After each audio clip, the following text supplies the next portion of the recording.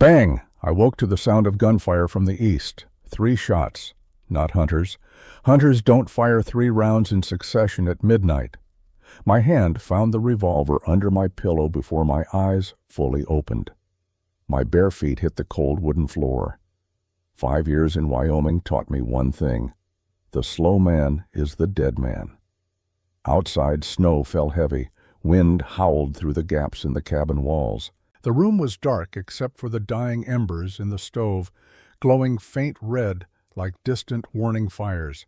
Then I heard it. Breathing, heavy, painful, coming from my bed. I turned, gun raised toward the sound. "Don't move," I said. No answer. I struck a match. The flame flared bright, and I saw her. A woman, bronze skin, black hair tangled and wild, curled on my bed, blood soaking through her buckskin dress, barefoot, scratches covering her arms and legs. Her right shoulder showed a bullet wound, still bleeding, the hole punched clean through. She opened her eyes and looked at me. Dark brown eyes, not afraid, just tired, and something else. Determination. "Sorry," she said in broken English. "I die out there." Then she passed out. I stood there, gun in hand, staring at the stranger bleeding on my bed. 5 years ago, I wouldn't have hesitated. I would have dragged her outside, locked the door, and forgotten about it. Garrett Moss didn't save people. Garrett Moss only survived. But the blood on the snow at my doorstep reminded me of something. 5 years ago, I was bleeding just like that, and nobody saved me. I lowered the gun. "God damn it," I muttered, stepping closer to the bed. I worked fast, tore open her dress to reach the wound. The bullet had gone clean through. No lead left inside. Lucky. When I pulled off her leather coat, something fell out. A badge, brass, engraved with words. Pinkerton National Detective Agency. My heart kicked hard against my ribs. She was a Pinkerton detective. I looked down at her face. Young, no more than 24. Apache, clearly. But a detective? This didn't make sense. Pinkerton didn't hire natives, unless... I flipped the badge over. A small engraving on the back. Agent 47, Undercover Operations. She was a spy. And if Pinkerton was hunting her, it meant she had betrayed them. The match burned down to my fingers. I dropped it, struck another, and lit the oil lamp on the table. Yellow light flooded the cabin. I looked at her again. Her breathing was shallow but steady. The wound needed cleaning and bandaging. If I left it, infection would kill her before morning. I had a choice to make. Walk away. Let her die. Keep my peace. Or help her. And bring whatever hell was chasing her straight to my door. My hand went to the scar on my left wrist. The one I got 5 years ago, the night everything fell apart. I made my choice. I spent the next hour cleaning the wound with whiskey and hot water. Packed it with clean cloth torn from an old shirt. Wrapped her shoulder tight. She didn't wake, just groaned softly when I pressed too hard. When I finished, I sat back in the wooden chair by the stove and stared at her. Who was she? Why was Pinkerton hunting her? And why the hell did she choose my cabin to collapse in? The badge sat on the table beside me. Agent 47, Undercover Operations. I picked it up, turned it over in my hands. The brass was worn smooth at the edges. She'd carried this for years. Outside, the wind picked up. Snow battered the windows. The temperature was dropping fast. If anyone was tracking her, the storm would cover her trail, for now. But storms don't last forever. I set the badge down and stood. Walked to the window, looked out at the endless white. Somewhere out there, men with guns were looking for her. And when they found her, they'd find me too. I should have thrown her out. Should have left her in the snow to freeze. That would have been the smart thing, the safe thing. But I was tired of being safe. Tired of living alone in this cabin chopping wood and watching winter crawl by year after year. Tired of running from ghosts that never stopped following. Maybe this woman was trouble. Maybe she'd get me killed. But at least it would be something different. I returned to the chair, loaded my rifle, set it across my knees, and waited for morning. Sleep didn't come. It never did anymore. Instead, I thought about Chicago, about 1879, about the night that turned me into the man sitting in this cabin, the night I killed a child. His name was Henry Harlow, 8 years old, son of Vincent Harlow, the most wanted gang leader in Illinois. My partner, Marcus Dalton, and I had been tracking the Harlow gang for 6 months. They'd robbed banks, killed lawmen, and kidnapped the governor's daughter. Pinkerton put their best men on the case. That was us, Marcus and me. We cornered them in a warehouse on the south side, surrounded the building with 20 agents. Vincent Harlow had nowhere to run. We went in hard, guns blazing. Smoke filled the air. I saw a figure running toward the back exit, small, fast. I thought it was Harlow trying to escape. I raised my gun, aimed, fired. The figure dropped. When I ran over, I saw the toy wooden gun in his hand. And I saw his face, a boy, just a boy. He looked up at me with wide, terrified eyes, blood spreading across his chest. His mouth opened, but no sound came out. Then his eyes went empty. Marcus found me standing over the body. He grabbed my shoulder, pulled me back. "We don't tell anyone," he said. "You hear me, Garrett? We say Harlow shot his own son when we closed in. Nobody needs to know." "I killed him," I whispered. "You made a mistake. It was dark. He had a gun. It was an accident." "It was murder." Marcus looked at me hard. "If you tell the truth, your career is over. They'll put you in prison. Is that what you want?" I didn't answer. Marcus wrote the report. Said Vincent Harlow killed his own son in a desperate attempt to create a distraction. The story held. Nobody questioned it. I got promoted, youngest detective to make senior agent, but I couldn't sleep anymore. Every time I closed my eyes, I saw Henry Harlow's face, heard his mother screaming when they told her. 6 months later, I resigned. Told Marcus I was done. He tried to talk me out of it, but I was already gone. I bought land in Wyoming, built this cabin with my own hands. Cut myself off from everyone I knew. I thought distance would help, thought silence would heal. It didn't. The guilt followed me here, settled into my bones, made a home in my chest. And now, 5 years later, a bleeding woman with a Pinkerton badge showed up at my door. Maybe it was fate. Maybe it was punishment. Or maybe it was a chance to do something right for once. The woman stirred just before dawn, groaned softly. Her eyes fluttered open. I was still sitting in the chair, rifle across my lap. "Who are you?" she asked. Her English was clearer now, accent still there, but controlled. "Garrett Moss," I said. "This is my home. Who are you?" She was silent for a long moment. Then, "Shiloh?"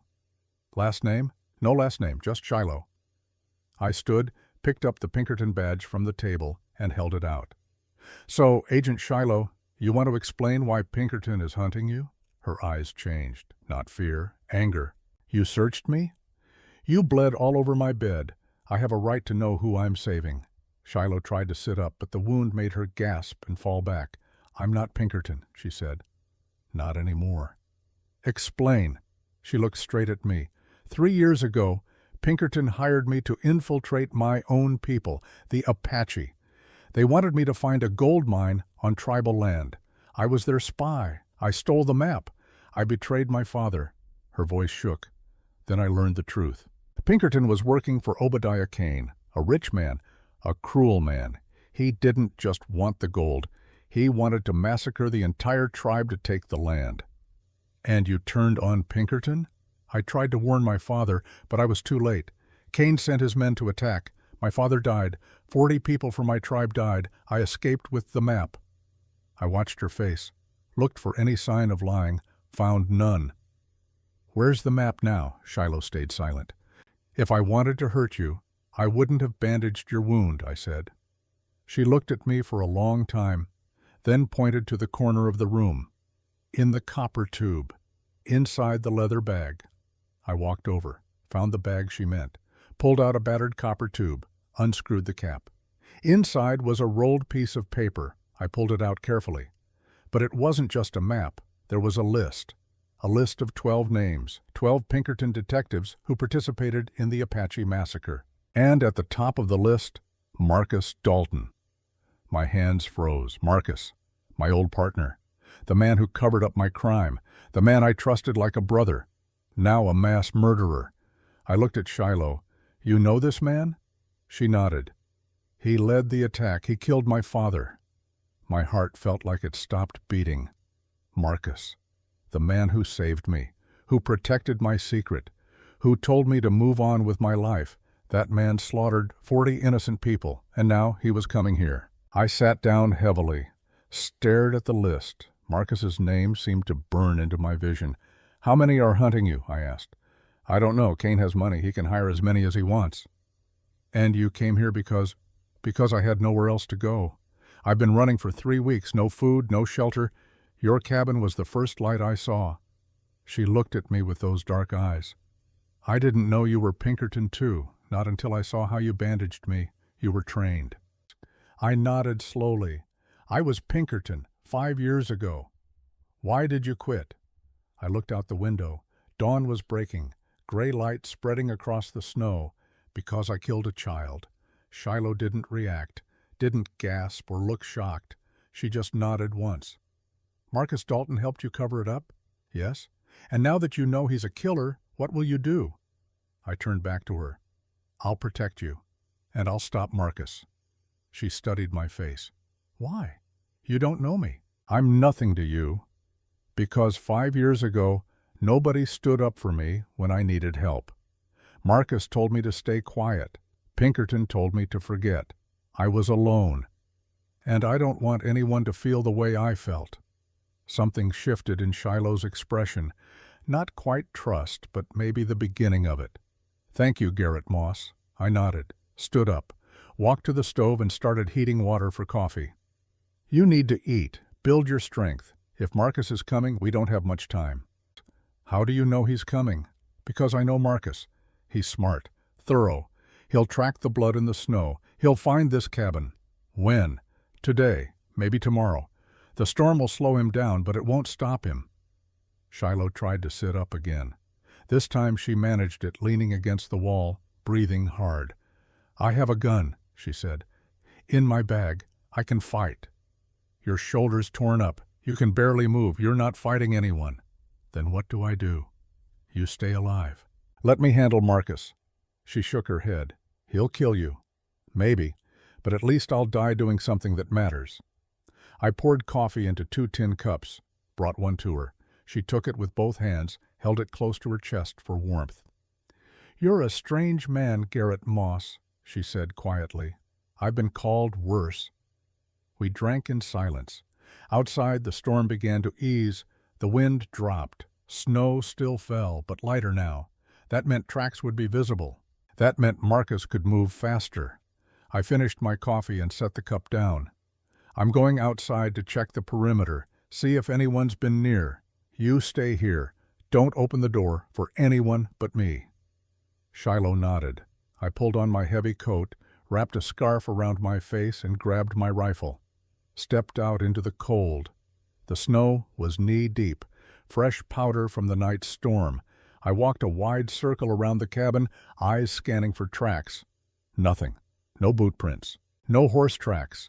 Just pristine white snow stretching in every direction. But I knew that wouldn't last. I checked the woodpile, the well, the small barn where I kept my horse. Everything looked normal. Then I saw it. At the edge of the tree line, about 200 yards east, 3 sets of horse tracks, leading away from the cabin, heading south. My blood went cold. They'd already been here. They'd come during the night, while I was inside bandaging Shiloh. They'd circled the cabin, checked it, and then left. Why? I studied the tracks more carefully. Deep, heavy, 3 horses, 3 riders. One set of tracks was different from the others, deeper. The horse was carrying more weight. Supplies, maybe, or equipment. They weren't just passing through. They were planning something. I followed the tracks a short way into the trees, found where they'd stopped, dismounted, stood in a group. And I found something else, a brass shell casing, fresh, from a rifle. One of them had fired a shot, not at the cabin, at something else. I looked around, followed the angle of the shot, and found blood in the snow. Not human blood. Animal. A deer by the look of it. They'd shot a deer. Field dressed it. Taken the meat. They were preparing for a siege. I walked back to the cabin quickly. My mind raced. 3 men. Armed. Waiting somewhere nearby. Watching. Marcus was out there, I was sure of it. And he wasn't attacking yet because he was waiting for something. Reinforcements, maybe. Or better weather. Or he was trying to figure out if Shiloh was really inside. I pushed open the cabin door. Shiloh looked up from the bed, eyes alert. "They're here," I said. Her face went pale. "Where?" "Close. They were here during the night. Circled the cabin, then left. They're waiting." "For what?" "I don't know, but we need to be ready." I walked to the corner of the cabin where I kept my ammunition, opened the wooden box, started counting rounds, 24 for the revolver, 40 for the rifle, another 20 for my spare pistol. Enough for a short fight, not enough for a long one. "Do you have extra bullets?" Shiloh asked. "Some, not many." "Then we can't let them surround us." I looked at her. "We?" "I can shoot, even with one arm. You can barely sit up." "I'll manage." I studied her face. Saw the determination there, the same look she'd had when she first opened her eyes. This woman wasn't going to hide, wasn't going to wait to be saved. She was a fighter. "Fine," I said, "but you follow my lead. Understand?" She nodded. I handed her my spare pistol, showed her how to cock it with one hand. 6 shots, I said. "Make them count." "I will." I checked the rifle one more time, loaded it fully, set extra rounds on the table within easy reach. Then I sat down across from Shiloh. "Tell me about Marcus," she said. "What kind of man is he?" I thought about that. Smart, patient, ruthless when he needs to be, but not cruel. He doesn't kill for pleasure. He kills because it's the job. Will he negotiate? Maybe, but I don't think Kane sent him here to talk. Kane wants you dead and wants that map. Shiloh touched the copper tube lying beside her. "The map in here is fake," she said quietly. I stared at her. "What?" "I drew a false map, put it in the tube. If Pinkerton caught me, they'd think they had what they wanted. Where's the real map?" She reached inside her dress, pulled out a folded piece of paper, worn and stained with sweat and blood. "Here," she handed it to me. I unfolded it carefully, saw the detailed drawings, landmarks, rivers, mountains, and an X marked in the center. "Why are you giving this to me?" I asked. Shiloh looked at me steadily. "Because if we die tonight, someone needs to know the truth. And I trust you." Those words hit me harder than I expected. Trust. I hadn't earned anyone's trust in 5 years. Hadn't wanted it. Hadn't tried. But this woman, this stranger who barely knew me, was putting her life in my hands. I folded the map and tucked it inside my coat. "We're not dying tonight," I said. "How do you know?" "Because I'm done running. I'm done hiding. If Marcus wants a fight, I'll give him one." Shiloh smiled faintly. It was the first time I'd seen her smile. "You're braver than you think, Garrett Moss. Or more stupid. Maybe both." We sat in silence for a while. The cabin was warm now. The stove crackled. Outside, the wind had died completely. That worried me. Calm weather meant good visibility. Good visibility meant Marcus could move. "Tell me about your father," I said. Shiloh's smile faded. "His name was Nietzsche. It means mischief maker. He was a chief, a good man. Strong, fair. He believed we could live in peace with the white settlers if we were given respect." "What happened?" "Kane wanted our land, sent surveyors, found gold, offered to buy the land for almost nothing. My father refused. So Kane hired Pinkerton to force us out. And they hired you to spy." She nodded.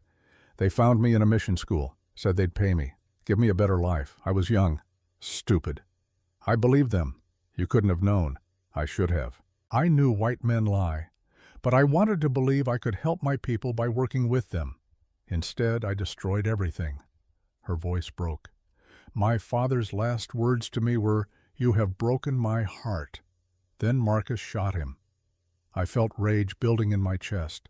Marcus, the man I'd called brother, the man who'd saved my career, That man murdered Shiloh's father in cold blood.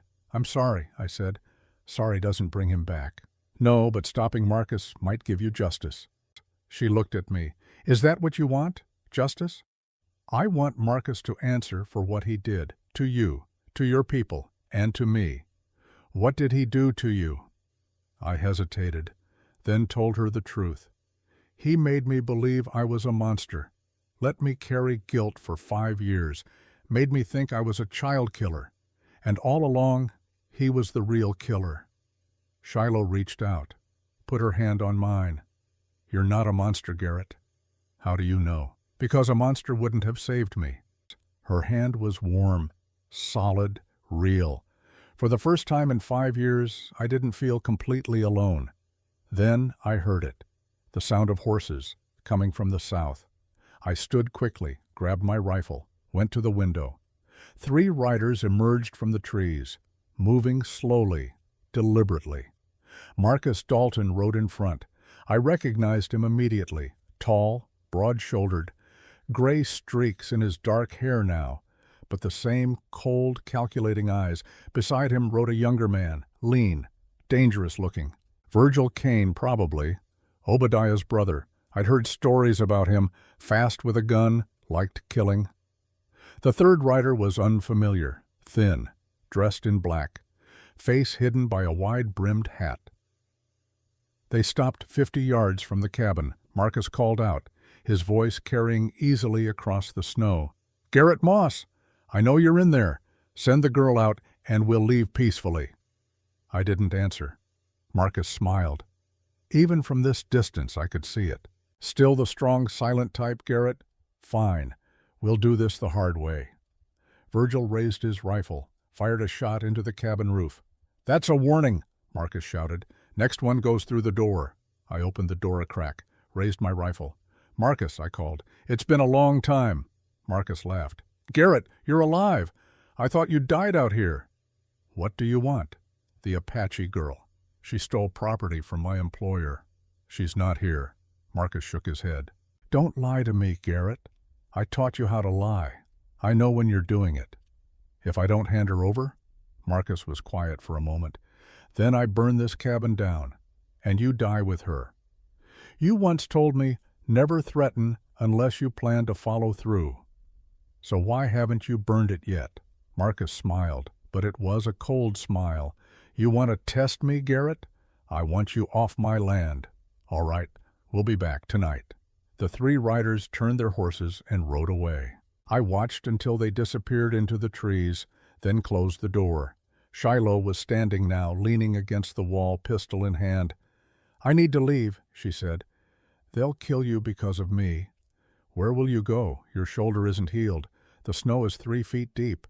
You'll die before you reach the trees. Better than dragging you down with me. I turned to face her. I've been running for 5 years. I'm tired. If I have to fight, I'll fight here, with you. Shiloh looked at me. Her eyes were bright. Why? You don't even know me. Why would you risk your life? I was quiet for a moment. Because 5 years ago, nobody stood beside me. Marcus told me to stay silent. Pinkerton told me to forget. I was alone. And I never want anyone to feel the way I felt. Shiloh stepped closer, put her hand on my shoulder. Thank you, Garrett Moss. I nodded. We spent the afternoon preparing. I reinforced the door with extra boards, stacked furniture near the windows for cover, filled buckets with snow to fight fires. Shiloh helped as much as she could with one arm, moved ammunition within reach, loaded spare weapons. We didn't talk much, didn't need to. We both knew what was coming. As the sun began to set, I made a pot of beans. We ate in silence, simple food. But it might be our last meal. After we finished, Shiloh looked at me. Tell me about the child, she said. I tensed. Why? Because I want to understand you. I set my plate down, stared at the dying fire.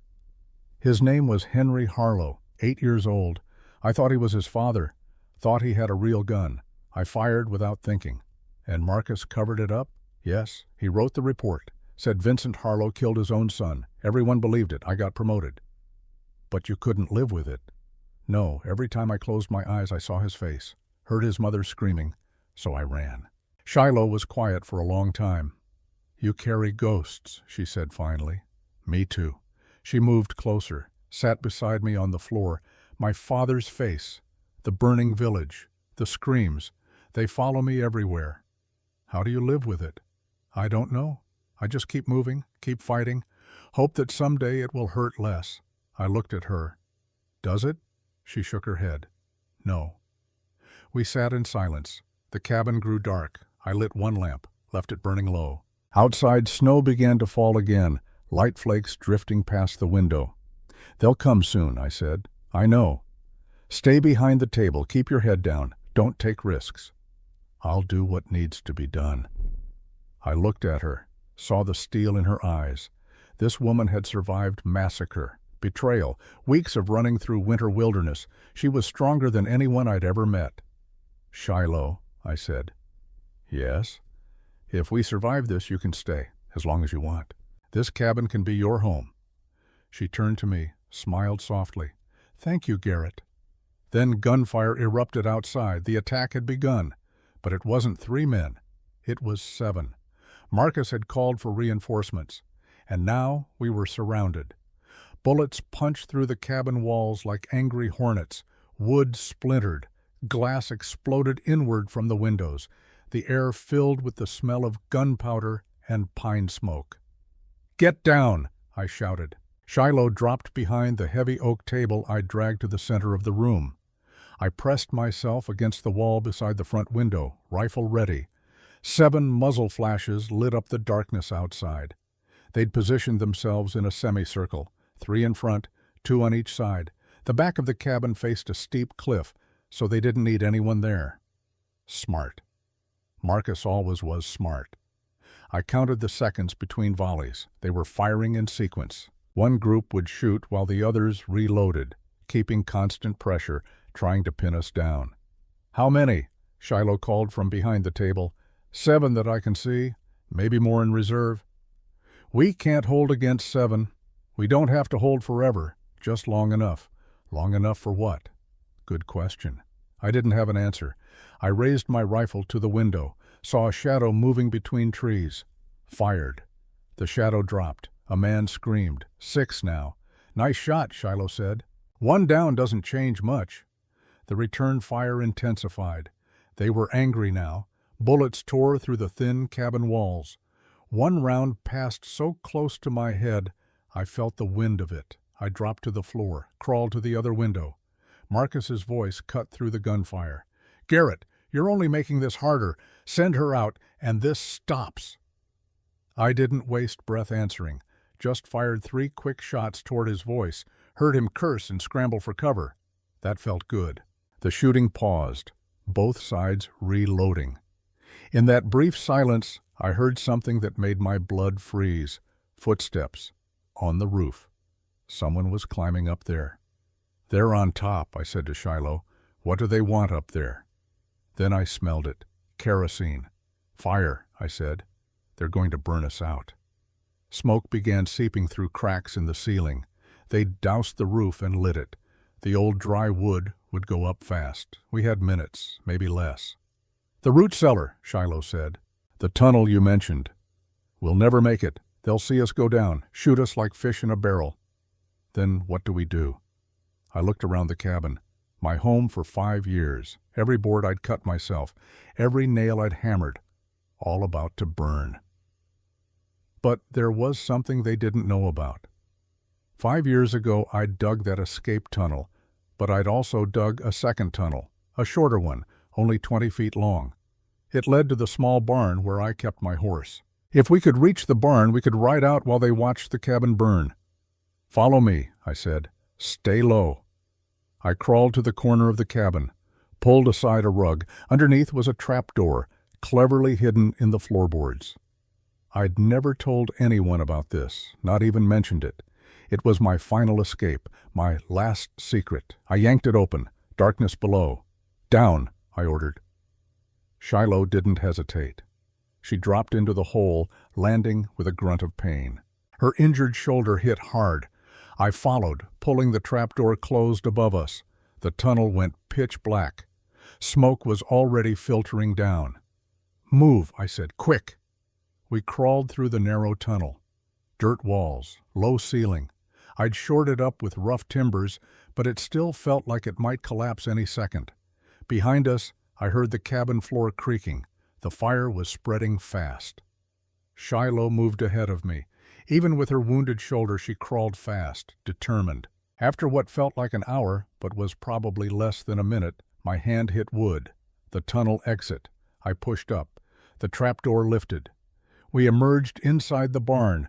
My horse, a gray mare named Smoke, stamped nervously in her stall. "Can you ride?" I asked Shiloh. "Do I have a choice?" "Not really." I grabbed the saddle, threw it on Smoke's back, cinched it tight.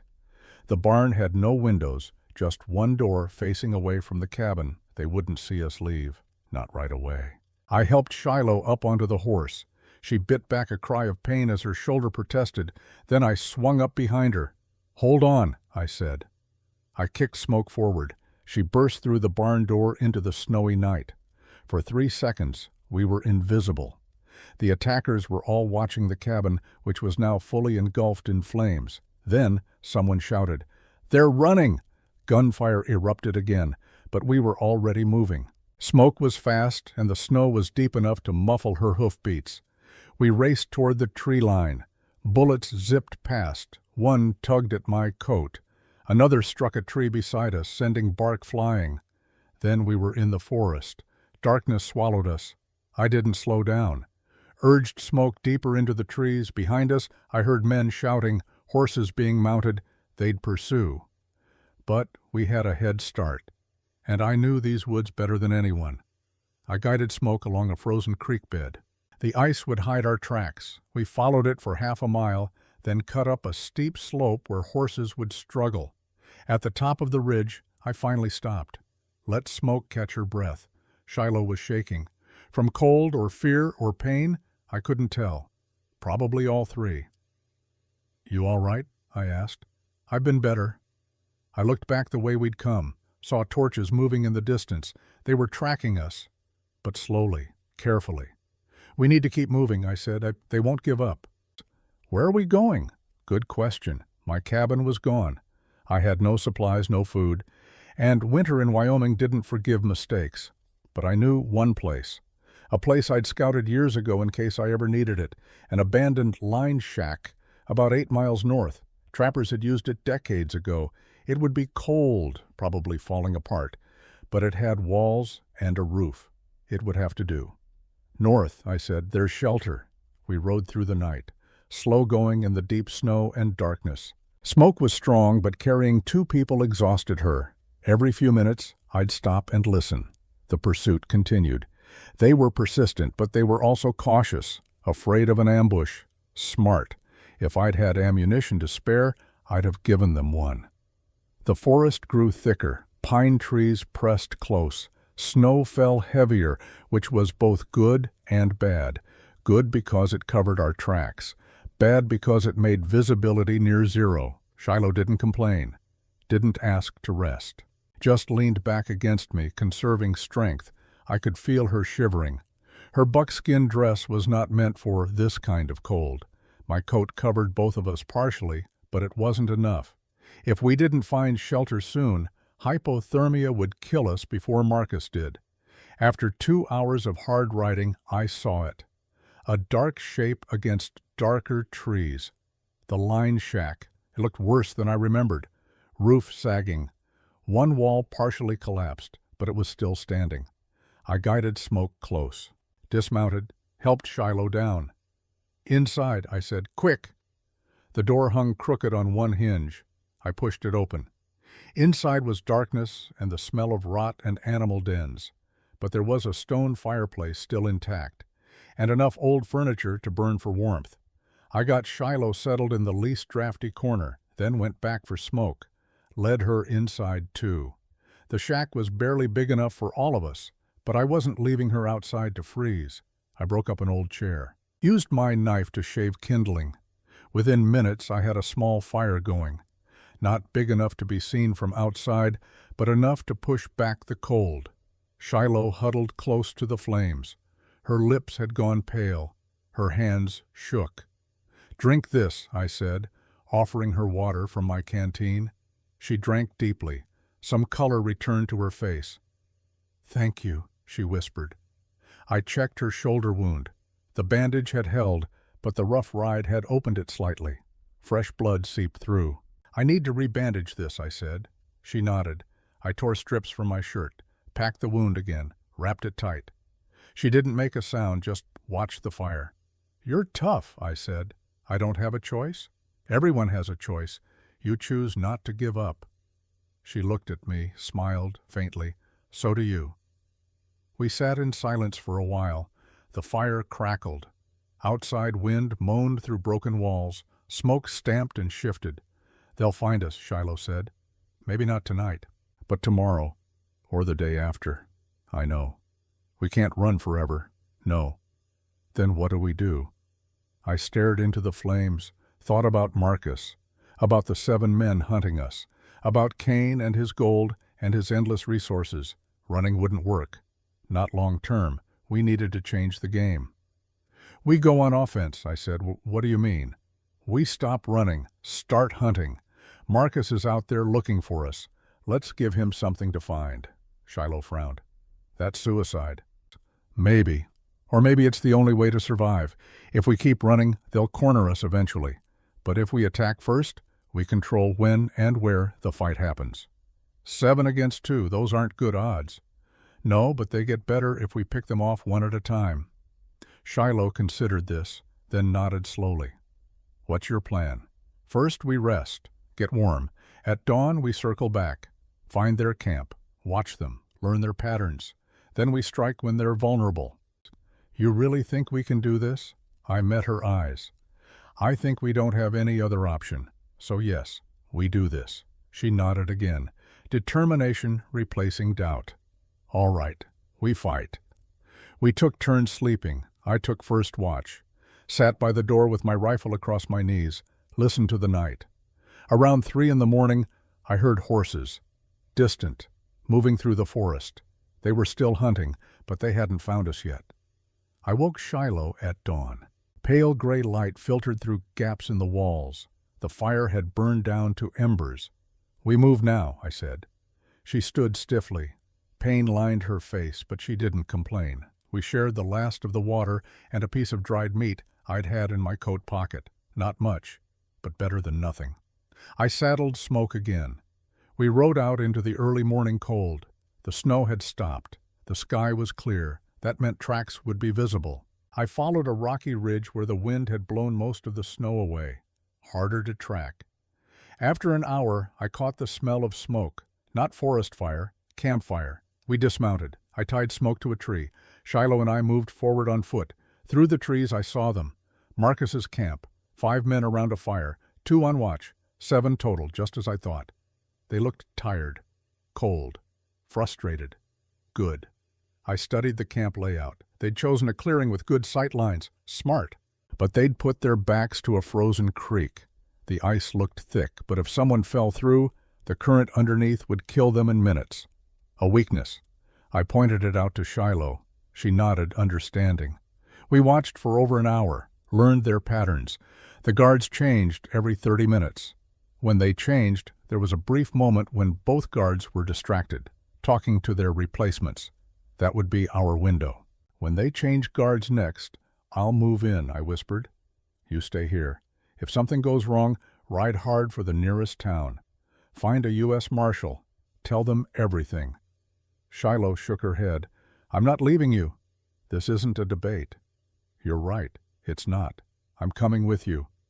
I started to argue, then saw the look in her eyes, the same look she'd had when she first woke up in my cabin. She wasn't going to back down. "Fine," I said, "but you follow my lead." "Exactly. Understand?" "Yes." We waited. 10 minutes. 20. 30. Then the guards changed. I moved. Silent. Fast. Years of Pinkerton training coming back. I crossed the clearing in seconds, reached the first tent. Inside a man slept. Young, probably 20. I recognized him from wanted posters. Billy Crane, small-time outlaw Kane had hired. I put my knife to his throat. "Make a sound and you die," I whispered. His eyes flew open, saw the blade, froze. How many men does Marcus have? 7, including him. Where's Kane? At his ranch, 2 days south. Is Marcus planning to go back? After he finds the girl, he's supposed to bring her alive. Who else is hunting her? Just us. Kane doesn't trust too many people with this. Good information. I hit Billy hard on the back of the head with my rifle butt. He went limp. 1 down, 6 to go. I moved to the next tent, another man sleeping, older, grizzled. I recognized him too, Dutch Keller, former Pinkerton turned mercenary. I was about to move on him when Shiloh appeared at my side. She'd followed despite my orders. She pointed to herself, then at Dutch, asking for permission. I hesitated, then nodded. She moved like smoke, barely a sound, put her pistol to Dutch's head. "Wake up," she whispered. Dutch's eyes opened, saw her, started to yell. She pistol whipped him, hard. He dropped unconscious. 2 down. We moved to the 3rd tent, but this one was empty. Bad sign. I turned just as someone shouted, "Intruders! They're in camp!" The element of surprise was gone. Men poured out of tents, guns drawn. We were surrounded. Marcus stepped forward, rifle aimed at my chest. "Hello, Garrett," he said calmly. "I was wondering when you'd show up." My heart sank. It had been a trap. Marcus knew we'd circle back. He'd left the camp deliberately exposed, waited for us to attack, and we'd walked right into it. "Drop your weapons," Marcus said. I didn't move. "Drop them or I shoot the girl." He shifted his aim to Shiloh. I looked at her. She met my eyes, gave a tiny nod. I dropped my rifle. She dropped her pistol. 2 of Marcus's men grabbed us, rough hands. They zip-tied our wrists behind our backs, shoved us to our knees in the snow. Marcus walked over, looked down at me. "I trained you, Garrett. Did you really think I wouldn't anticipate your tactics?" I said nothing. He crouched down, eye level with me. "I didn't want it to be this way. I hoped you'd be smart, hand over the girl, walk away. You murdered her father, massacred her people. I followed orders, just like you did in Chicago, just like we all do. Following orders doesn't excuse genocide." Marcus's face hardened. "You don't understand. Kane has power, money, connections. If I'd refused, he'd have destroyed me, killed Emily." "Emily?" "My daughter. Kane's holding her hostage. I have to do what he says or she dies." My mind reeled. Marcus had a daughter? I'd never known. He'd never mentioned her. "Where is she?" "At Kane's ranch, locked in a room, guarded. If I don't deliver Shiloh by tomorrow night, Kane will kill her." I looked at Marcus's face, saw genuine anguish there. "He's lying to you," I said. "Men like Kane don't keep promises. Even if you bring Shiloh, he'll kill Emily anyway. She's a witness, a liability." Marcus's jaw tightened. "I don't have a choice." "Yes, you do. Help us stop Kane. We save Emily together." Marcus was quiet for a long time. I could see him thinking, weighing options. Then he shook his head. "I can't risk it. Emily is all I have." He stood, turned to his men. "Tie them up. We ride for Kane's ranch at noon." They dragged us to a tree, tied us back to back around the trunk. The rope was tight, professional. No way to slip free. The camp settled back into routine, men making coffee, checking weapons, preparing for the ride. Shiloh and I sat in silence, back to back, helpless. "I'm sorry," I said quietly. "This is my fault. I led us into a trap." "You tried. That's more than most people would do. Not good enough." "Garrett, listen to me. You saved my life twice, fought for me. You're a good man. Good men don't get captured. Good men try. That's all anyone can do." I felt her hand find mine behind the tree, squeeze gently. "Thank you for trying," she said. We sat like that for a while. The sun rose higher, the camp packed up. Then I heard something. Faint, distant. Horses, many horses, coming fast. Everyone in camp heard it. Men grabbed weapons, looked around nervously. "What is that?" one of them asked. Marcus's face went pale. "Oh no." "What?" his lieutenant asked. "That's not Kane's men." Then who? U.S. Marshals. The sound grew louder. 20 horses at least. Maybe more. They burst into the clearing from 3 sides, men in badges, rifles ready. Leading them was a man I didn't recognize. Tall, gray beard, star on his chest. "Obadiah Kane!" he shouted. "You're surrounded. Throw down your weapons." Marcus stepped forward. "Kane's not here. This is a misunderstanding." The marshal studied Marcus. Recognition flickered. "Marcus Dalton, former Pinkerton. We have a warrant for your arrest." "For what?" "Mass murder of Apache civilians. We received evidence 3 days ago. Detailed witness testimony. A list of names. You're at the top." Marcus went white. The marshal's eyes found Shiloh and me tied to the tree. "Cut them loose," he ordered. 2 deputies rushed over, cut our bonds. I stood on shaky legs, looked at the marshal. "Who are you?" "U.S. Marshal Cyrus Tanner. And you must be Garrett Moss. Shiloh wrote about you in her letter." I stared at Shiloh. "You sent a letter?" She nodded. 3 days ago, from Pine Ridge, before I found your cabin. I knew if I just ran, Kane would chase forever. I needed help. Real help. So I wrote to the marshals, told them everything, sent them the list of names, the evidence." "Why didn't you tell me?" "Because I didn't know if they'd come. Didn't want to give you false hope."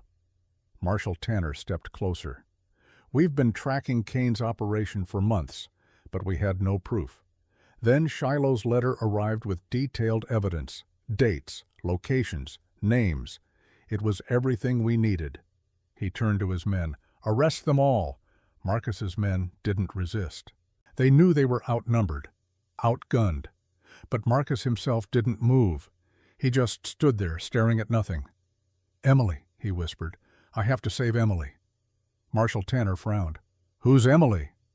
"My daughter. Kane has her hostage, at his ranch. If I don't bring him the girl, he'll kill her." Tanner looked skeptical. "Kane doesn't have any hostages at his ranch. We've had it under surveillance for a week." Marcus's head snapped up. "What? No, you're wrong. She's there. In the main house, 2nd floor, he told me. There's no young girl there, Mr. Dalton, just Kane and his hired men."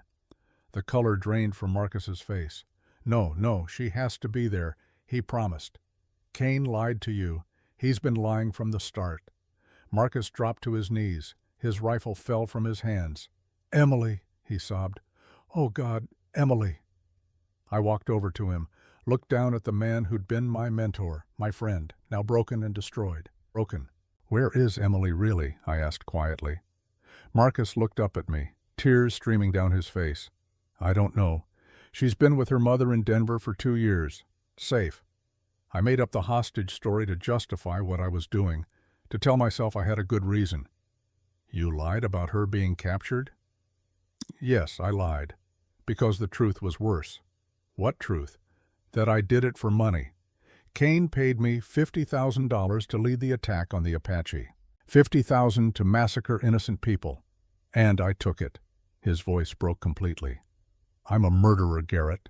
Not because I had to be, but because I wanted the money. I'm worse than you ever were. At least your killing was an accident. Mine was intentional." I stood there looking at him. This man I'd idolized, respected, trusted. He was nothing, just another killer with empty justifications. Marshal Tanner's men cuffed Marcus, led him away. He didn't resist. Didn't even seem to notice. Tanner turned to me. "Mr. Moss, I have some information for you too, about the Harlow case." My stomach tightened. "I know what I did.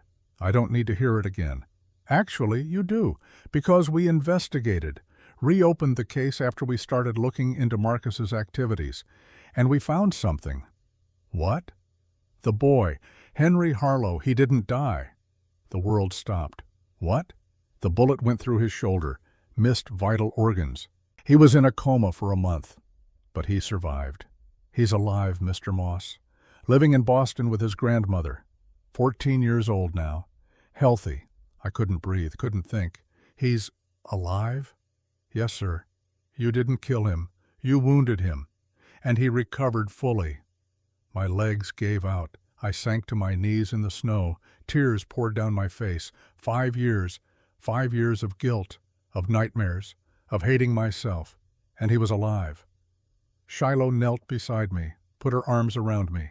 "It's over, Garrett," she whispered. "It's finally over." I held on to her and cried. Not from sadness, from relief, from release. The weight I'd carried for so long was gone. Marshal Tanner let us sit there for a while, then he helped us to our feet. "We need to move on Kane's ranch," he said. "Today, before he hears about this and runs.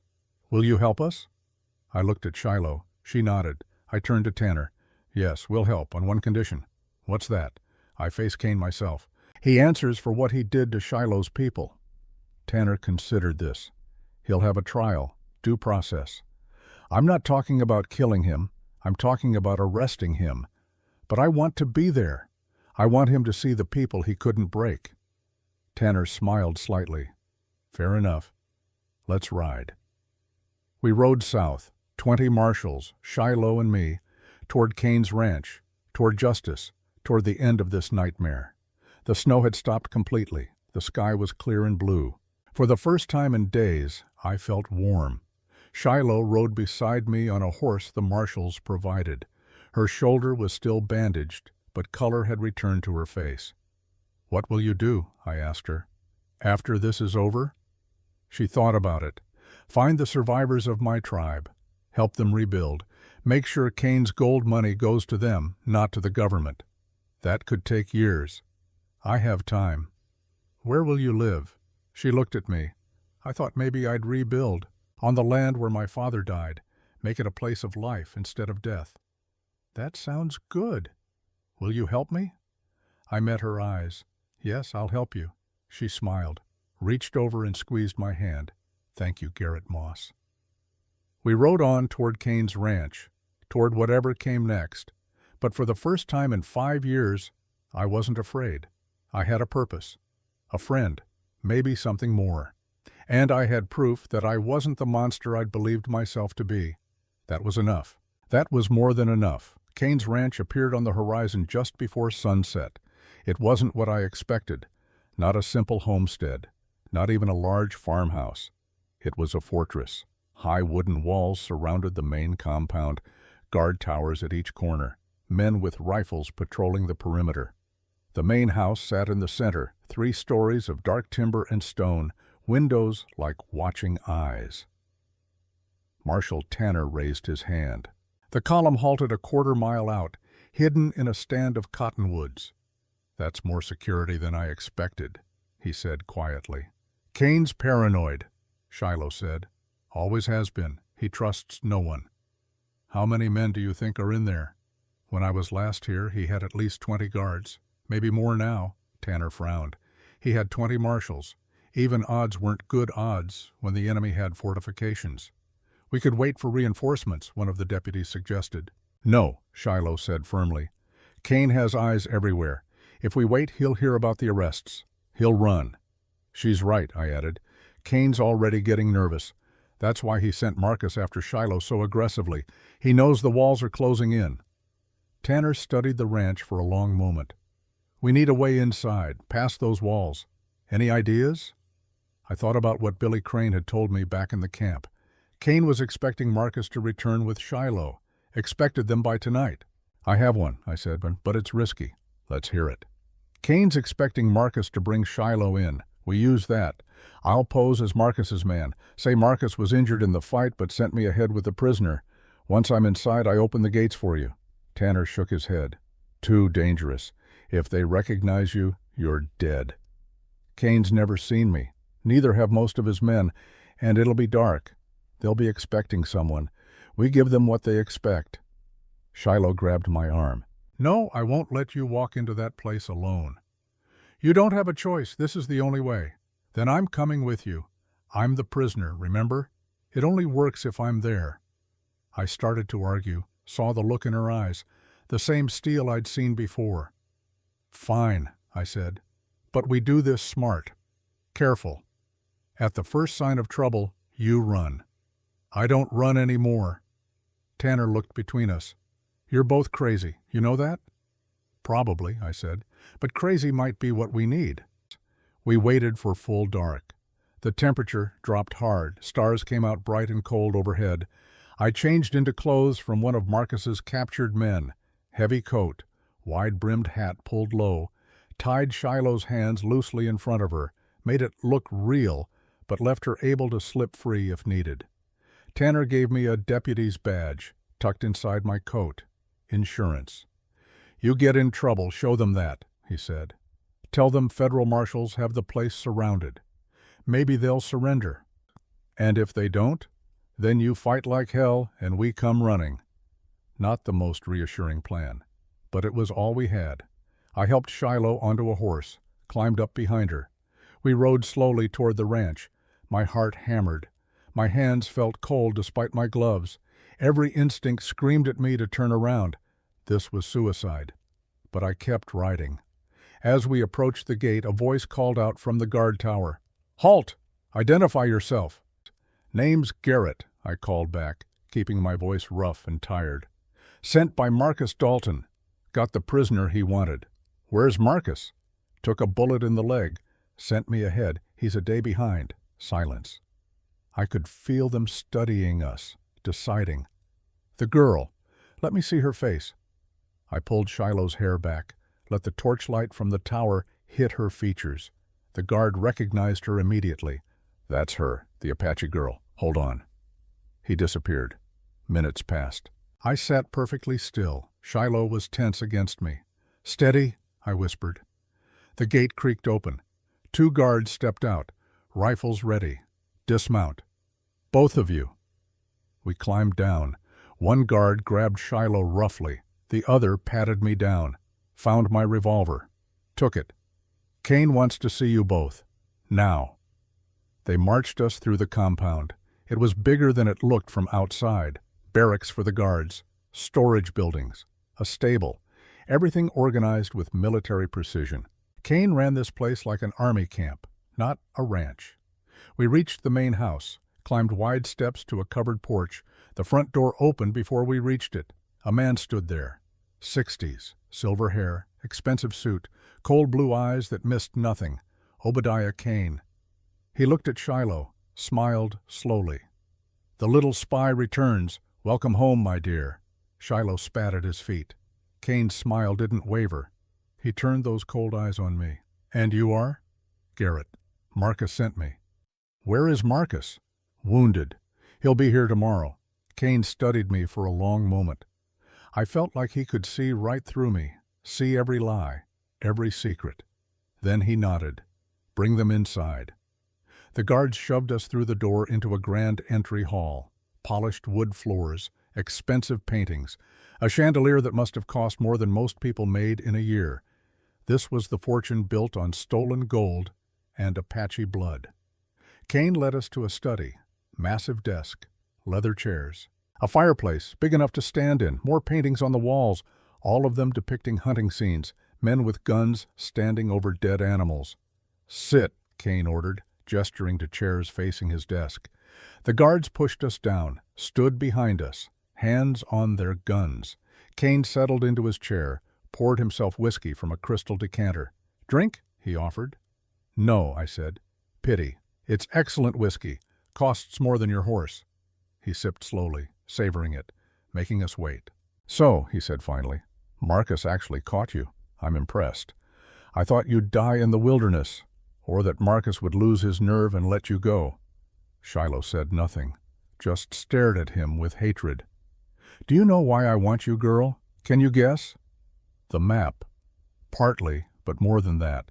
I want to make sure no one ever finds out what happened to your tribe. You're the last witness, the last person who can testify against me.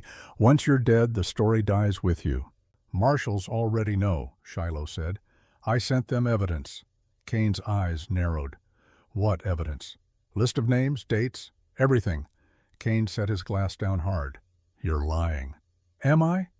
Then why haven't you heard from Marcus? Why did he send this man instead of coming himself?" Kane looked at me. Really looked this time. "Who are you? Really?"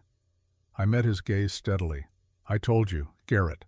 Marcus's man. No, Marcus wouldn't send a stranger. He'd come himself or send someone I know."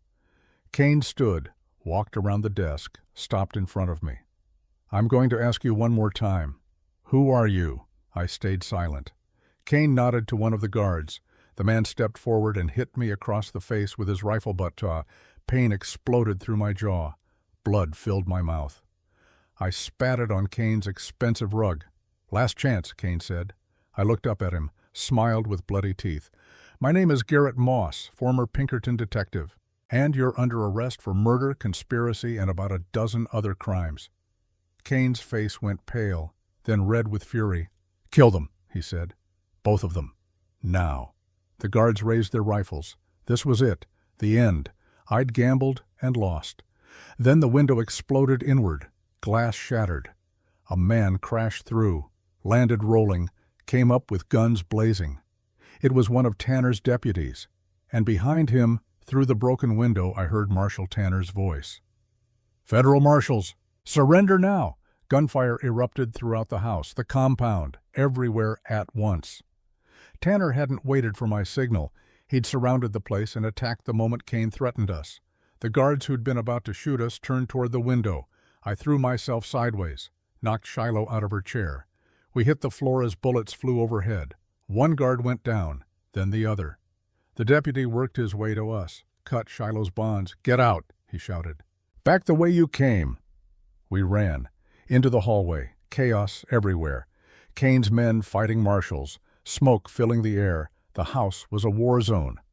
I saw Kane ahead of us, running toward a back staircase. He had a pistol in his hand. "There!" I shouted. Shiloh saw him too. Her face hardened. "He's mine," she said. She ran after him. I followed.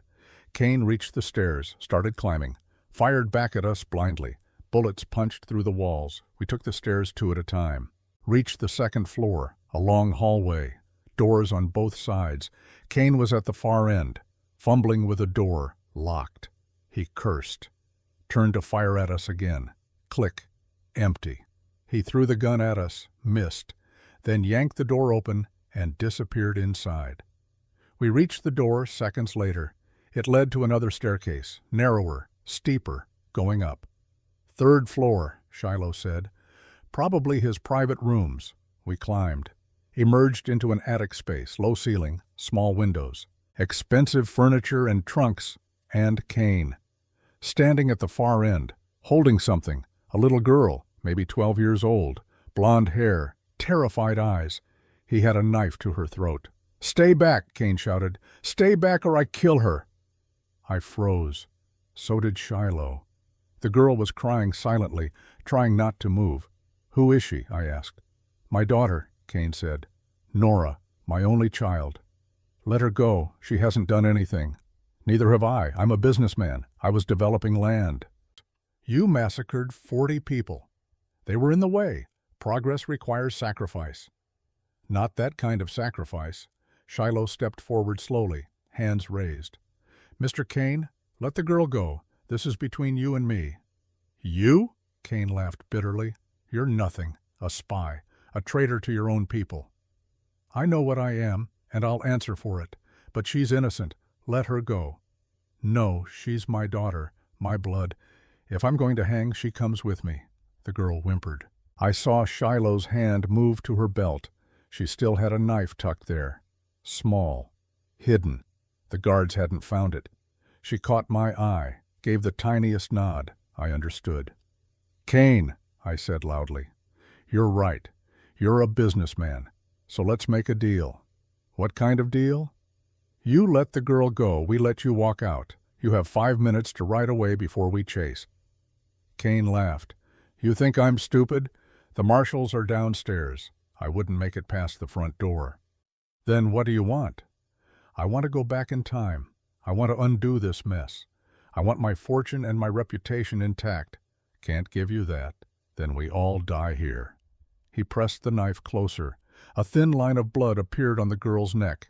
Shiloh moved, fast as a snake. Her hand whipped forward. The small knife flew through the air.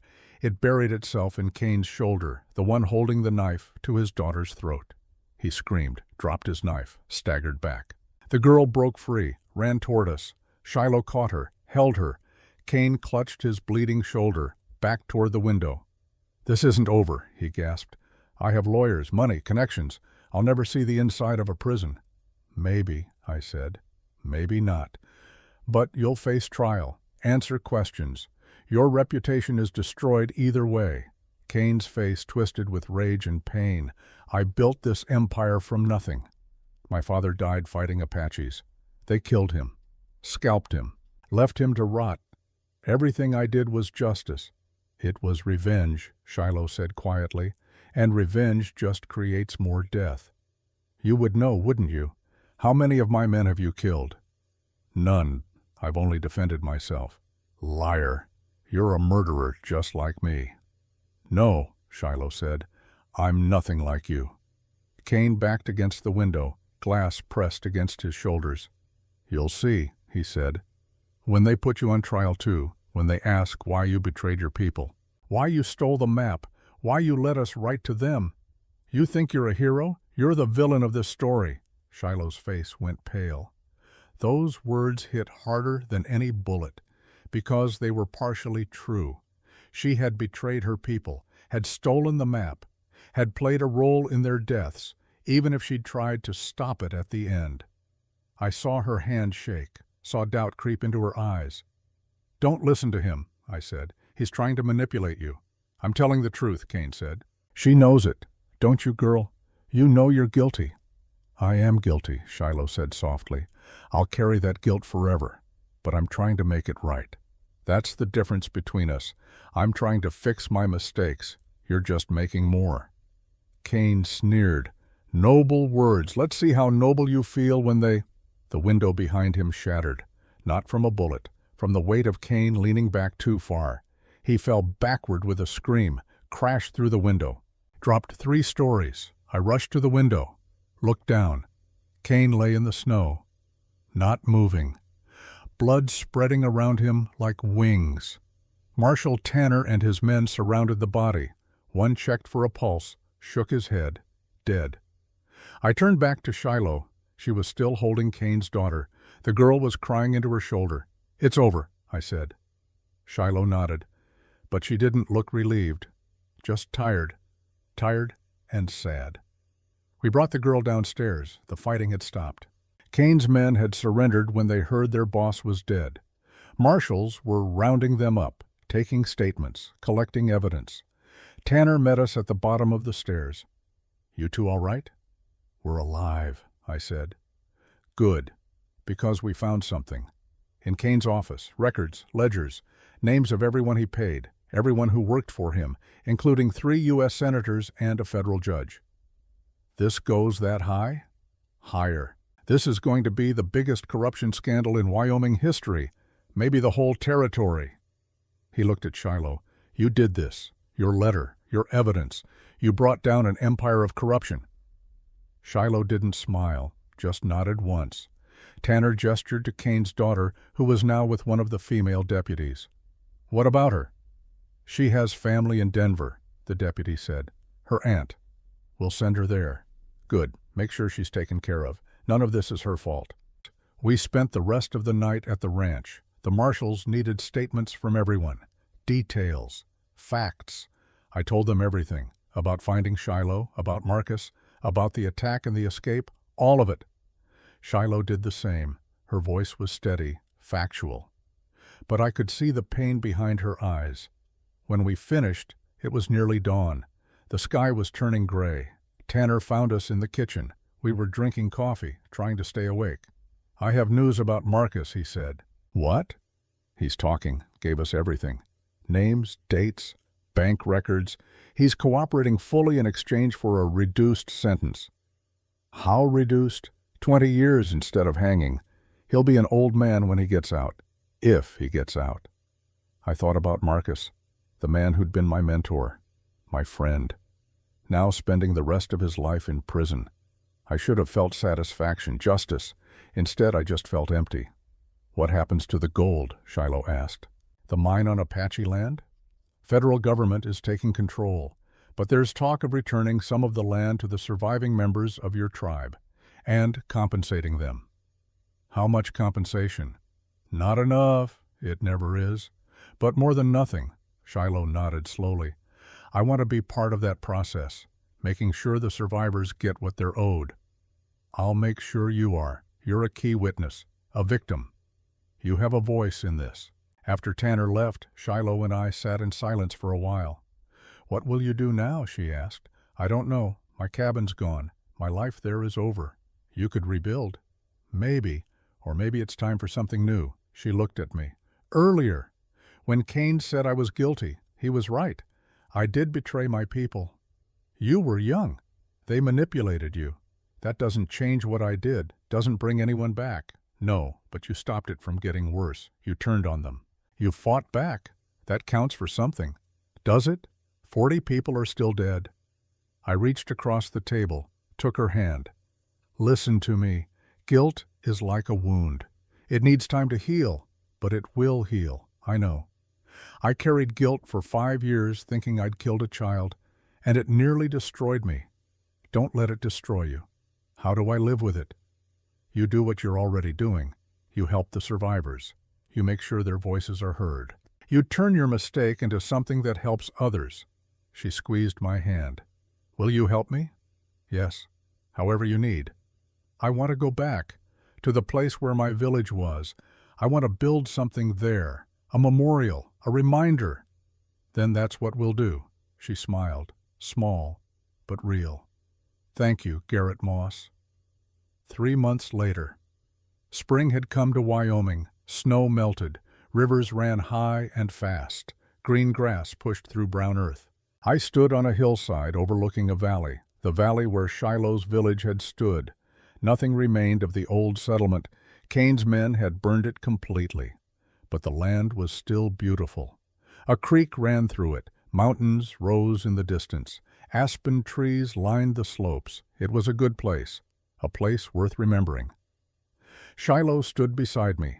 Her shoulder had healed. The scar was still visible, but the pain was gone. This is where my father's lodge stood, she said, pointing to a flat area near the creek. We'll build the memorial there, where people can see it. We'd spent the last 3 months planning, working with the federal government, with the surviving members of her tribe, with historians and lawyers. The result was a land grant. 500 acres returned to Apache ownership and funding to build a memorial and a school. It wasn't enough, could never be enough, but it was a start. Marshal Tanner rode up the hill. He'd become a friend over the past months. A good man, fair. The surveyor's finished, he said. The boundaries are marked. The land is officially yours. Shiloh nodded. Thank you, Marshal. Call me Cyrus. We're friends now. He looked at me. I have something for you too, Garrett. He handed me an envelope. I opened it. Inside was a letter. Official seal, government letterhead. What is this? Your pardon? Full and unconditional. For the Harlow case. The president signed it personally. I stared at the paper. Couldn't quite believe it. Why? Because you helped bring down the biggest corruption case in territorial history. Because you risked your life for justice. And because the boy you shot testified on your behalf. Said he forgave you. Said you deserved a second chance. My throat tightened. Henry testified for me? He did. Good kid. Wants to be a lawyer. Help people. I folded the letter carefully. Tucked it in my pocket. Thank you, Cyrus. Thank yourself. You earned it. He rode back down the hill. Left us alone. Shiloh looked at me. You're free now? Completely. You could go anywhere, do anything. I know. What will you do? I looked out over the valley, at the land we'd reclaimed, the future we were building. I think I'll stay. Help you build this place, if you'll have me, she smiled. The real smile I'd come to love over the past months. I'll have you. We walked down the hill together, to the flat area where her father's lodge had stood. Workers were already there.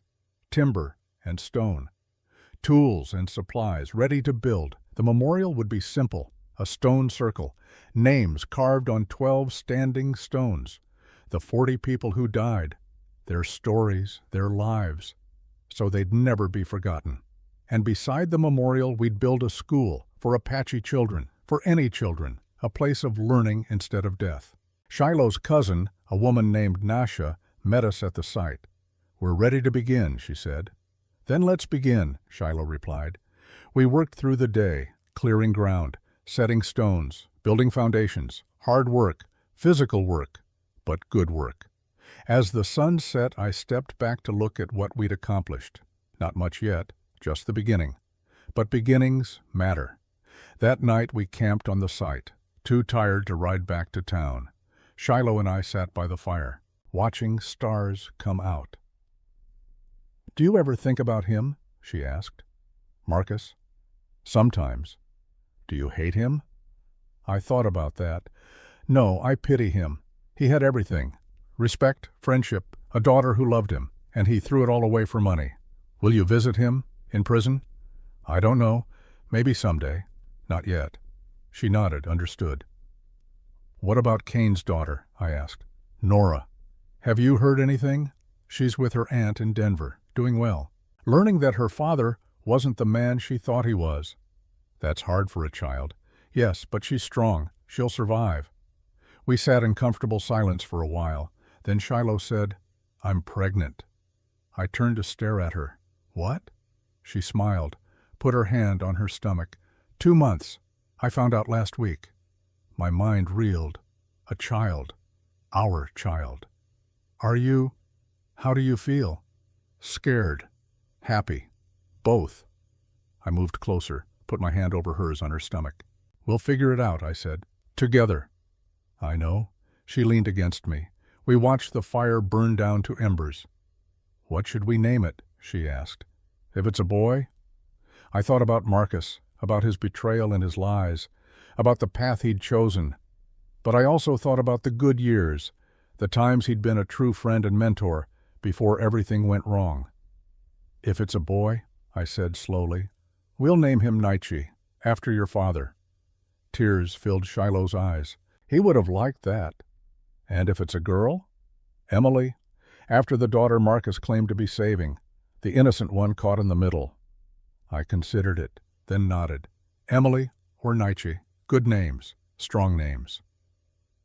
We stayed up late, talking about the future, about the school we'd build, the children we'd teach, the community we'd create. It wouldn't erase the past, couldn't bring back the dead, but it was a way forward, a way to turn tragedy into hope. As dawn approached, I walked to the edge of the creek, looked at the water running clear and cold. 5 years ago, I'd come to Wyoming broken, haunted by what I'd done, running from myself. Now I was building instead of hiding, creating instead of destroying. I heard footsteps behind me. Shiloh joined me by the water. "What are you thinking?" she asked. "That I'm grateful. For everything. For you finding my cabin that night. For forcing me out of my isolation. For giving me a reason to fight again. I didn't do that. You did. You chose to help me. You could have turned me away." "No, I couldn't have. Not really. Because you reminded me of something I'd forgotten." "What?" "That I'm not just the worst thing I've ever done. That I can still do good in this world. Still matter." She took my hand. "You matter to me. And to all the people we'll help here. And to our child." I pulled her close, held her in the dawn light. "I love you," I said. First time I'd said it out loud. "I love you too, Garrett Moss." We stood there as the sun rose, warming the valley, melting the last patches of snow. Behind us, workers began to arrive, ready for another day of building. The memorial was taking shape. The school's foundation was laid. Trees were being planted around the perimeter. Life was returning to this place of death. And that felt right. 1 week later, Marshall Tanner returned. He brought someone with him, a teenage boy.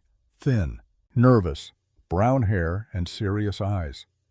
"Garrett," Tanner said, "there's someone who wants to meet you." The boy stepped forward. "Mr. Moss, I'm Henry Harlow." My heart stopped. The child I'd shot, now nearly grown. We stood looking at each other for a long moment. Then Henry extended his hand. "Thank you for writing to me, for apologizing. It meant a lot." I took his hand, shook it carefully. "I'm so sorry for everything, for that night, for what I did to you and your family." "I know, and I forgive you. It was an accident. You thought I was my father. I understand.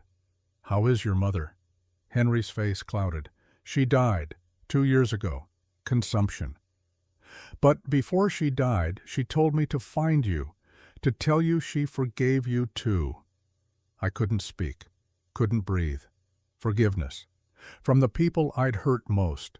It felt like a weight lifting off my chest, like I could finally breathe fully after 5 years of holding my breath. What will you do now? I asked Henry. I'm studying law. I want to help people, make sure justice is fair, that innocent people don't get hurt. That's good work. What about you? Marshal Tanner said you're building something here. A memorial and a school for children who've lost their homes and families. Henry looked around the valley, at the construction, the workers, the beginning of something new. Can I help? He asked. I looked at Shiloh. She nodded. Yes, I said. We'd be honored to have your help. Henry smiled. It transformed his serious face, made him look young again. Thank you, Mr. Moss. Call me Garrett. Henry stayed for 2 weeks, helped with construction, worked alongside the Apache survivors, learned their stories, their pain, and in doing so, he helped heal something in himself and in me. On his last day before riding back to Denver to continue his studies, he found me working on the memorial stones. I have something for you, he said. He handed me a small wooden object, a toy gun, carved from pine, worn smooth with age.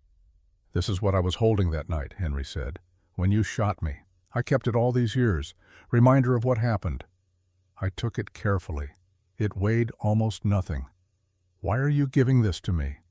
Because I don't need it anymore, don't need the reminder, and I think you need to see it, to understand that it really was just a toy, that you made an honest mistake. I held the wooden gun, looked at it closely. It didn't look anything like a real weapon, not in daylight, not up close, but in the dark, in the chaos of a raid, with adrenaline pumping. I could see how I'd made the mistake. It didn't excuse it, but it helped me understand it. Thank you, Henry. Thank you, Garrett, for not giving up, for building this place, for showing me that people can change. He rode away, left me holding the wooden gun. I walked to the memorial, found the stone that would bear my own name, not as a victim, but as a builder, a founder, and I laid the wooden gun at its base, a reminder, a symbol, a testament to the cost of violence and the value of forgiveness. 6 months later. The memorial was complete. 12 stones standing in a circle, names and stories carved deep, a place of remembrance and peace. The school was nearly finished, walls up, roof on, windows in place, just interior work remaining. And Shiloh was 8 months pregnant, moving slowly, glowing with health and happiness. We'd married in a simple ceremony, just family and friends. Cyrus Tanner officiated. Henry Harlow attended.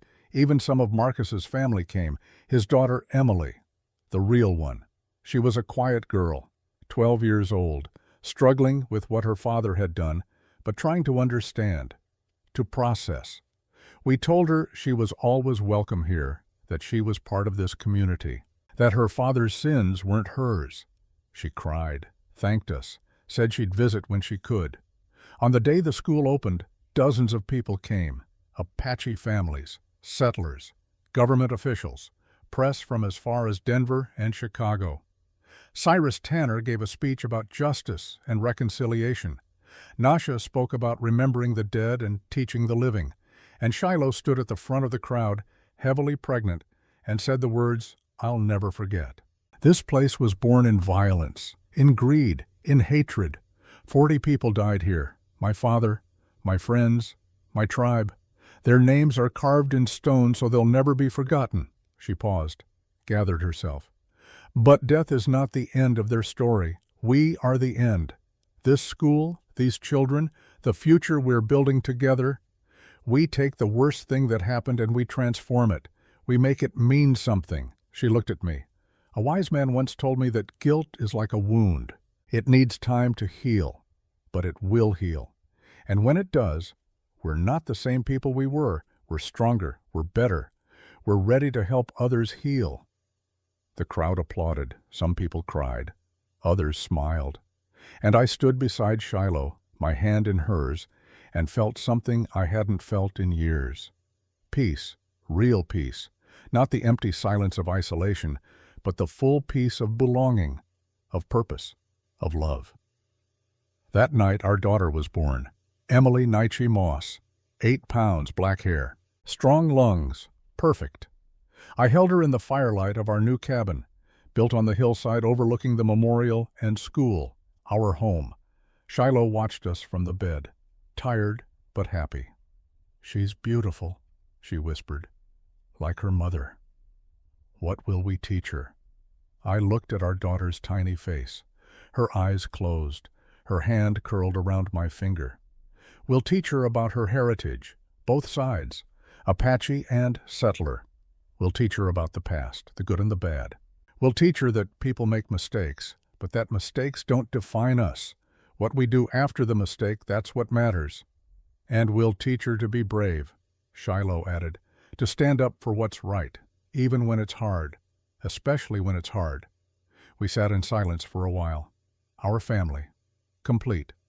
Then Shiloh said, "Tell her the story." "Which story?" "How we met, how you saved me, how we built all this." So I did.